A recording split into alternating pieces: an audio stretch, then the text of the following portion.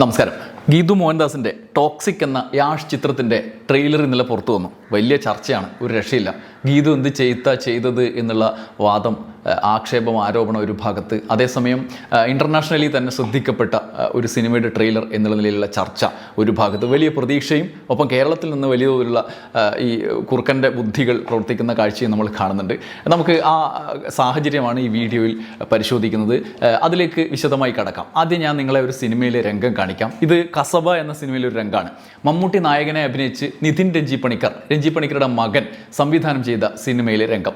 ഒരു പോലീസ് ഉദ്യോഗസ്ഥൻ, അവിടുത്തെ ഒരു പോലീസ് ഉദ്യോഗസ്ഥ, ആ പോലീസ് ഉദ്യോഗസ്ഥ ആദ്യമായിട്ട് കാണുകയാണ്. അപ്പം അവരുടെ സുഹൃത്ത് അയാളെക്കുറിച്ച് വിശദീകരിക്കുന്നുണ്ട്. അയാളൊരു സ്ത്രീവിരുദ്ധനാണ് എന്ന മട്ടിലുള്ള കാര്യം എല്ലാവർക്കും അറിയാവുന്നതാണ്. എന്തായാലും അയാൾ ഇവർക്കെതിരെ നടന്നു വരുന്നു, സിഗരറ്റ് വലിക്കുന്നു, അനിഷ്ടം സൂചിപ്പിക്കുന്നു, ആക്ഷേപകരമായി പെരുമാറുന്നു. അതൊക്കെ കഴിഞ്ഞ് ഒടുവിൽ സ്ത്രീ എന്ന നിലയിൽ അങ്ങേയറ്റം അവഹേളിച്ച് നായക കഥാപാത്രം ആ പെണ്ണിൻ്റെ അരക്കെട്ടിൽ പിടിക്കുന്നു. അരക്കെട്ട് ഉയർത്തി ഒരു മനുഷ്യനുള്ള പരിഗണന പോലും കൊടുക്കാതെ ആക്ഷേപിക്കുന്നു, ശരീരത്തിൽ കൈ കടത്തുന്നു. അത് അയാളുടെ ഹീറോയിസത്തിൻ്റെ ലക്ഷണമായി അതിനുശേഷമുള്ള സിനിമയിലെ പോക്ക്, ആ രംഗം പോകുന്നത് അങ്ങനെ വ്യാഖ്യാനിച്ചുകൊണ്ടാണ്. സിനിമയിലുടനീളം നായകത്വത്തിൻ്റെ, ആണത്വത്തിൻ്റെ പോസിറ്റീവായ ലക്ഷണം എന്ന നിലയിലാണ് ഇതിനെ ആവിഷ്കരിക്കുന്നത്. ഒരു പെണ്ണിനോട്, ഒരാണിനെ അങ്ങനെയൊക്കെ ചെയ്യാം എന്നതാണ് മട്ട്. അത് ശരിയാണ് എന്ന് എന്തായാലും നമുക്ക് തോന്നുന്ന ഒരു മാനസികാവസ്ഥ ഭൂരിപക്ഷത്തിനുണ്ടാവില്ല. നിങ്ങൾക്ക് തോന്നുന്നുണ്ടോ? ആദ്യ സിനിമയിൽ തന്നെ തൻ്റെ ആൺബോധത്തിൻ്റെ ചീഞ്ഞളിഞ്ഞ മുഖം അങ്ങനെ വരച്ചു കാട്ടിയൊരു പ്രതിഭയായി രഞ്ജി പണിക്കർ നമ്മുടെ മുമ്പിൽ നിൽക്കുകയായിരുന്നു. ഇത് വലിയ തോതിൽ വിമർശിക്കപ്പെട്ടു കേട്ടോ. അന്ന് ഒരു വേദിയിൽ നടി പാർവതി തിരുവോത്ത് അതിനെ വിമർശിച്ചു. ഗീതു മോഹൻദാസ് അടക്കമുള്ളവർ ആ വേദിയിൽ വിമർശനത്തെ പിന്തുണക്കുന്ന മട്ടിൽ പെരുമാറി. പൊളിറ്റിക്കലായി തെറ്റായ സന്ദേശമാണ് അത് നൽകിയത് എന്നത് പൊതുവായ ഒരു കാഴ്ചപ്പാടാണ്. പിന്നെ കണ്ടതാണ് രസകരം. ഈ വിമർശനം ഉന്നയിച്ചതിന് ശേഷം പൊളിറ്റിക്കൽ കറക്റ്റ്നെസ് എന്ന് പറഞ്ഞ് WCC, ഗീതു മോഹൻദാസും പാർവതി തിരുവോത്തൊക്കെ അംഗങ്ങളായ WCCയെയും അതിൽ അംഗങ്ങളായ സ്ത്രീകളെയും, സ്ത്രീപക്ഷത്ത് നിന്ന് ചിന്തിക്കുന്ന സിനിമാ നടിമാരെയും ഒക്കെ പരിഹസിക്കുക, അവരെവിടെ അഭിനയിച്ചാലും സംവിധാനം ചെയ്താലും അപഹസിക്കുക എന്നുള്ളതൊരു രീതിയായി മാറി. ഗീതു മോഹൻദാസ് യാഷിനെ നായകനാക്കി ടോക്സിക് എന്ന സിനിമ അതിൻ്റെ ആദ്യ പ്രഖ്യാപനം മുതൽ ഗീതുവിനെതിരായി ഇത്തരത്തിലുള്ള സൈബർ അറ്റാക്ക് വരുന്നുണ്ട്. ഇതിൻ്റെ ട്രെയിലറാണ് ഇപ്പോൾ വന്നത്. ഈ വിവാദ പശ്ചാത്തലത്തിലാണ് നിതിൻ രഞ്ജി പണിക്കർ ഒപ്പം അത്തരത്തിൽ ചിന്തിക്കുന്ന, ആണധികാരത്തിൻ്റെ കോയ്മ ബോധം സൂക്ഷിക്കുന്ന ആളുകളൊക്കെ വീണ്ടും സോഷ്യൽ മീഡിയയിൽ ഗീതുവിനെതിരെ അഴിഞ്ഞാടുന്ന കാഴ്ച നമ്മൾ കണ്ടുകൊണ്ടിരുന്നത്. അതാണ് നമ്മൾ വിശദമായി ഇനി പരിശോധിക്കുന്നത്. ഗീതു മോഹൻദാസ് കസബയിൽ ചൂണ്ടിക്കാണിച്ച പ്രശ്നം, ആ സിനിമ മുന്നോട്ട് വെച്ച ആണധികാരത്തിൻ്റെ ഹുങ്ക് അതിനെ ഹീറോയിസ്റ്റിക്കായി അവതരിപ്പിക്കുന്നു, അതിനെ നായകവൽക്കരിക്കുന്നു, പോസിറ്റീവാക്കുന്നു എന്നുള്ളതാണ്. എന്നിട്ട് ആണിൻ്റെ നായക ഗുണം അത് സംവിധായകൻ്റെ വിരുദ്ധ, ആ സാമൂഹ്യ വിരുദ്ധതയെ മഹത്വവൽക്കരിച്ചുകൊണ്ട് പ്രയോഗിക്കുന്നു എന്നുള്ളതാണ്. അത് പെട്ടെന്ന് മനസ്സിലാകണമെങ്കിൽ നമുക്ക് മറ്റൊരു സിനിമയുടെ താരതമ്യം ചെയ്താൽ മതി. ഉദാഹരണത്തിന് മമ്മൂട്ടി തന്നെ അഭിനയിച്ച കളങ്കാവൽ സിനിമ കണ്ടാൽ മതി. അതിലും ഒരു പെൺവേട്ടക്കാരൻ്റെ കഥയാണ്. മറ്റു സിനിമയിൽ പ്രത്യക്ഷത്തിൽ കൈവച്ചു പോയ പെൺവേട്ടക്കാരൻ അതിനെ ന്യായീകരിക്കുന്നു. ഇതിൽ കളങ്കാവലിൽ സ്ത്രീ വേട്ടക്കാരനായ ഒരു കൊലപാതകിയാണ് എന്നുള്ളതാണ്. നായകൻ ചെയ്യുന്ന ചെയ്തികൾ, കളങ്കാവലിലെ നായകൻ ചെയ്യുന്ന ചെയ്തികൾ നമ്മളിൽ വെറുപ്പുളവാക്കും വിധത്തിൽ സംവിധായകൻ ആവിഷ്കരിച്ചിരിക്കുന്നു. അത് ഏറ്റവും നെഗറ്റീവായ, സാമൂഹ്യ വിരുദ്ധമായ കാര്യമായി നമ്മളിലേക്ക് ഒരു മൂല്യം പകരുന്നു. മമ്മൂട്ടിയുടെ മികവിനെ ആ മട്ടിൽ ഉപയോഗിക്കുകയും ചെയ്തു നടൻ എന്നുള്ള നിലയിൽ. ഒടുവിൽ പെണ്ണിന് മേലുള്ള ആണധികാര പ്രയോഗത്തെ സാമൂഹ്യ വിരുദ്ധത എന്ന് അടയാളപ്പെടുത്തുന്നുണ്ട്. എന്നാൽ കസബയിൽ നിതിൻ രഞ്ജി പണിക്കർ ചെയ്തത് അതേ മമ്മൂട്ടിയുടെ അഭിനയ മികവിനെ ഉപയോഗിച്ച് ഒരു എതിർമൂല്യം നമ്മളിലേക്ക് പകരുകയാണ്. ഇങ്ങനെയൊക്കെ ചെയ്താൽ, ഒരു പെണ്ണിനെതിരെ ഇങ്ങനെയൊക്കെ ചെയ്താലാണ് ഹീറോ ആവുക എന്നുള്ള ഒരു കാഴ്ചപ്പാടാണ് പകർന്നത്. അതുപോട്ടെ, ആദ്യം പടല്ലേ, പറ്റാനുള്ളത് പറ്റിയെന്ന് അന്ന് നമുക്ക് വിചാരിക്കാൻ പറ്റുമായിരുന്നു. പക്ഷെ വിമർശനങ്ങളെ അതിൻ്റെ അർത്ഥത്തിൽ ആരോഗ്യകരമായി എടുക്കുക എന്ന് പിന്നീട് അദ്ദേഹം കാണുന്നില്ല. പിന്നീട് വന്ന വിമർശനങ്ങളൊക്കെ അദ്ദേഹത്തിന് പ്രകോപനം ഉണ്ടാക്കുകയും ഞാൻ ശരിയാണെന്ന് ആവർത്തിക്കുകയും ചെയ്യുന്ന കാഴ്ചയാണ് കണ്ടത്. തിരുത്തുക എന്നുള്ളതാണല്ലോ പൊതുവെ ഒരു നല്ല പ്രതിഭകളുടെ ഗുണം.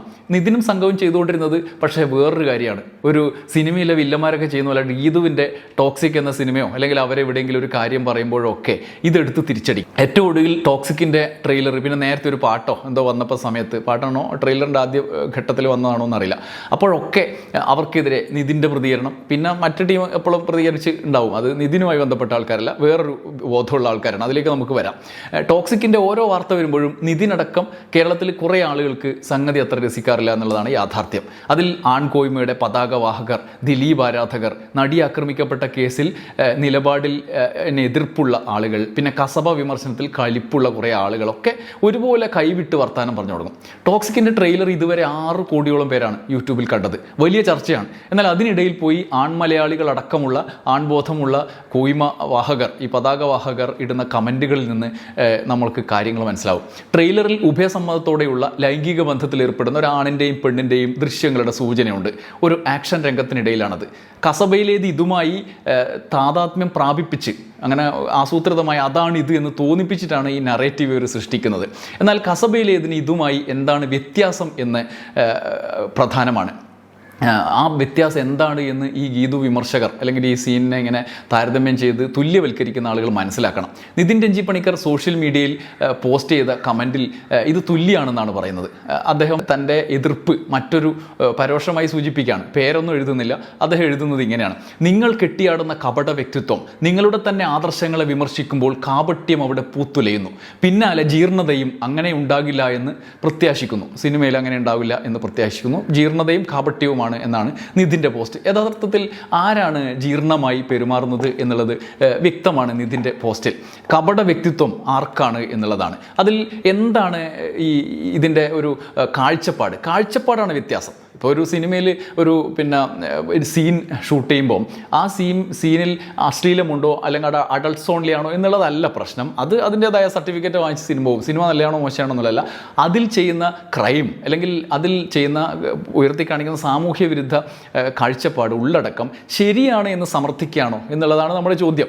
അല്ലാതെ ഇപ്പോൾ ഒരു ഉഭയസമ്മതത്തോടെയുള്ള ഇടപെടലും ഒരു ബലാത്സംഗത്തെ മഹത്വവൽക്കരിക്കുന്ന ഇടപെടലും ഒരുപോലെ ആവില്ല. എങ്ങനെയാണ് രണ്ടും അശ്ലീലാണെന്ന്, അപ്പോൾ രണ്ടും അങ്ങനെ ആയിക്കോട്ടെ എന്ന് പറയുന്ന പരിപാടിയാണ് ഇവിടെ നിതിൻ രഞ്ജി പണിക്കർ ഈ അദ്ദേഹത്തിൻ്റെ സമീപനത്തിൽ നിന്ന് നമുക്ക് വ്യക്തമാക്കി തരുന്നത്. ഈ സാഹചര്യത്തിൽ ഇതിൻ്റെ വ്യത്യാസം റിമ കല്ലിങ്കൽ ഒരു ചെറിയ കുറിപ്പിലൂടെ പുറത്ത് പറഞ്ഞിട്ടുണ്ട്. അവരുടെ സോഷ്യൽ മീഡിയയിൽ പറഞ്ഞിട്ടുണ്ട്. അടുത്ത കാലത്താണ് DS ഇറ എന്ന സിനിമയിലെ ഒരു രംഗത്തിൻ്റെ പേരിൽ അതിലെ നായിക ട്രോൾ ചെയ്യപ്പെട്ടത്. അതുമുതലാണ് അവർ ഈ പരാമർശം ഈ ടോക്സിക്കിലേക്ക് എത്തിക്കുന്നത്.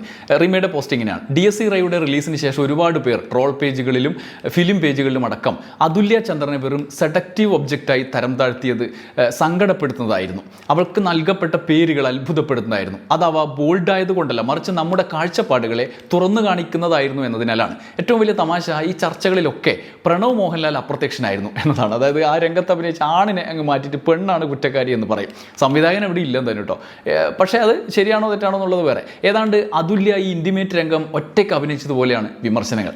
DS ഇറയിലെ ഈ 2-3 മിനിറ്റുള്ള സീൻ മാത്രം മതിയായിരുന്നു മലയാളികൾക്ക് വീണ്ടും സദാചാര പോലീസിൻ്റെ ബാഡ്ജ് അണിയാൻ.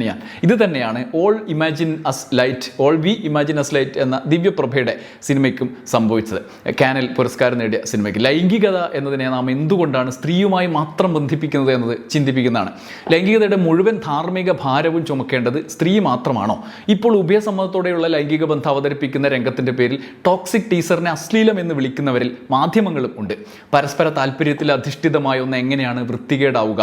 ലൈംഗിക ബന്ധത്തിൽ ഏർപ്പെടുന്ന സ്ത്രീയെ കാണിക്കുന്നതിനെ ഒബ്ജക്റ്റിഫിക്കേഷനും പോണോഗ്രഫിയും അവരുടെ ആത്മാഭിമാനത്തിൻ്റെ ക്ഷതവുമായിട്ടാണ് കണക്കാക്കുന്നത്. ലൈംഗികത തന്നെ സ്ത്രീകൾക്കെതിരെയുള്ള ഒന്നാണെന്ന പോലെ പുരോഗമന ചിന്തകളുള്ളവർ എന്ന് കരുതിയ യുവാക്കൾക്ക് പോലും ലൈംഗികത അധാർമികവും സ്ത്രീകൾക്ക് ദോഷകരവുമാണ്. സ്ത്രീ ലൈംഗിക ബന്ധത്തിൽ ഏർപ്പെടുന്നതും ആസ്വാദിക്കുന്നതും അവരുടെ ശബ്ദവും ഭാവങ്ങളും എല്ലാം ഇവിടെ വൃത്തികേടായിട്ടാണ് കണക്കാക്കുന്നത്. നമ്മൾ മായാനദിയും 4 ഇയേഴ്സും ഒക്കെ കണ്ടു. അതിൻ്റെ പേരിൽ ആരും സ്ത്രീവിരുദ്ധം എന്ന് വിളിക്കുകയോ അധാർമികമെന്ന് പറയുകയോ ഫെമിനിസത്തെ ആക്രമിക്കാൻ തിടുക്കപ്പെടുകയോ ഒന്നും ചെയ്തില്ല.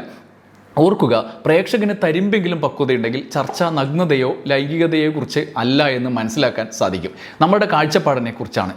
ആ ലെൻസുകളെ വേർതിരിച്ച് കാണാനും എന്താണ് അടിച്ചേൽപ്പിക്കുന്നത്, എന്താണ് സ്വാഭാവികം എന്നും വേർതിരിക്കാൻ സാധിക്കില്ലെങ്കിൽ പ്രശ്നം നിങ്ങളുടെ സദാചാര ബോധത്തിലാണ്. ആ വ്യത്യാസം മനസ്സിലായില്ലെങ്കിൽ കേരളം ലൈംഗികത കണ്ട് ഞെട്ടുകയും സ്ത്രീകളെ മാത്രം വിചാരണ ചെയ്യുകയും യഥാർത്ഥ വസ്തുത കാണാതെ പോവുകയും ചെയ്യും എന്നുമാണ് റിമ കല്ലിങ്കൽ പറഞ്ഞത്. ഏറ്റവും പ്രസക്തമായ കാര്യമാണ് ഈ വേർതിരിവാണ് പ്രശ്നം.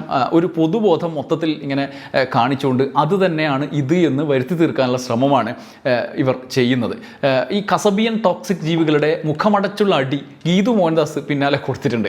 അതിൽ പുളയുന്ന ആൺകോയ്മക്കാർക്ക് മറ്റൊരടി അവരുടെ പുതിയ പോസ്റ്റിലൂടെ കൊടുത്തു. സോഷ്യൽ മീഡിയയിൽ ഗീതു മോഹൻദാസ് പോസ്റ്റ് ചെയ്തത് ഇങ്ങനൊരു കുറിപ്പാണ്: സ്ത്രീകളുടെ സന്തോഷത്തെയും കൺസെൻറ്റിനെയും കുറിച്ച് നാട്ടുകാരൊക്കെ തലപുകഞ്ഞ് ആലോചിക്കട്ടെ. അവർ എങ്ങനെ സിസ്റ്റത്തെ നിയന്ത്രിക്കുന്നു എന്നും ആലോചിക്കട്ടെ. ഞങ്ങൾ ഇവിടെ ചിൽ ചെയ്യുന്നു എന്നാണ് ഗീതുവിൻ്റെ കുറിപ്പ്. അതാണ് പ്രശ്നം. കാഴ്ചപ്പാട് സ്ത്രീയെ ആണിൻ്റെ ഉപകരണവും ആധിപത്യം സ്ഥാപിക്കാനുള്ള ഒരു വസ്തുവും മാത്രമായി കാണുന്ന ആൺകോയ്മയുടെ കാഴ്ചപ്പാട് തിരുത്തപ്പെടണം. പുണ്ണും പുണ്ണാക്കും തിരിച്ചറിയാൻ പറ്റാത്ത കുറേ ആളുകൾ വന്ന് കസബയിൽ കാണിച്ചതല്ലേ ഇവിടെ കാണിച്ചത് എന്ന് ചോദിക്കും മുമ്പ് ലേശം ചിന്തിക്കാൻ മെനക്കെടണം. വിമർശിക്കപ്പെട്ടത് എന്താണ് എന്ന് ആലോചിക്കണം. കസബയിൽ അതാണ് കണ്ടത്, ആണധികാരത്തിൻ്റെ പ്രയോഗമാണ്. കളങ്കാവലിൽ കണ്ടത് അത് തെറ്റാണെന്ന വസ്തുത വിമർശനമാണ്. ആ കാഴ്ചയാണ്. ടോക്സിക്കിൽ കണ്ടത് അനുവാദത്തോടെയുള്ള ഇടപഴകലാണ്. ആളാണ്. എന്നാൽ അനുമതിയില്ലാതെ ഒരു സ്ത്രീയുടെ മേൽ കൈവെക്കുന്ന തൻ്റെ നായകനെ പിടിച്ച് ഇപ്പോഴും നിതിൻ രഞ്ജി പണിക്കർ ഫ്യൂഡൽ കാലത്തെ സമാന്തര ലോകത്ത് കഴിയുന്ന ആണായി മാറുകയാണ്. ടോക്സിക്കിൽ ഉഭയസമ്മതത്തിൻ്റെ ട്രെയിലർ സൂചന കണ്ട് അസ്വസ്ഥപ്പെടുകയാണ്. ആദ്യ സിനിമ കസബ എടുക്കുമ്പോൾ ഉണ്ടായിരുന്നതുപോലെ തൊമ്മിയുടെ ഭാര്യയെ അധികാരത്താൽ കൈക്കലാക്കുന്ന ഭാസ്കര പട്ടേലറുടെ അതേ ആൺബോധത്തിലാണ് എന്ന് വീണ്ടും വീണ്ടും പ്രഖ്യാപിക്കുകയാണ്. സിനിമ മാത്രമല്ല, സമൂഹവും ഒരുപാട് മാറി സാർ. പൊളിറ്റിക്കൽ കറക്റ്റ്നെസ്, സാമൂഹ്യ നീതി, സ്ത്രീ പുരുഷ ബന്ധം, തുല്യത, കൺസെൻറ്റ്, ഇത്തരം കാര്യങ്ങളെക്കുറിച്ചൊക്കെ പുതിയ സമൂഹം നന്നായി ചിന്തിക്കുന്നുണ്ട്. ഭാസ്കര പട്ടേലർമാർ കസബയിലെ ആണധികാരത്തിൽ പുളഞ്ഞുകൊണ്ടിരിക്കുകയും ചെയ്യുന്നു. ഗീതുവിനെതിരെ ടോക്സിക്കായി വാളെടുക്കുന്ന ആൺകൊയ്മക്കാർക്കും നിതിൻ രഞ്ജി പണിക്കർക്കുമൊക്കെ നല്ലത് മാത്രം വരട്ടെ. നന്ദി, നമസ്കാരം.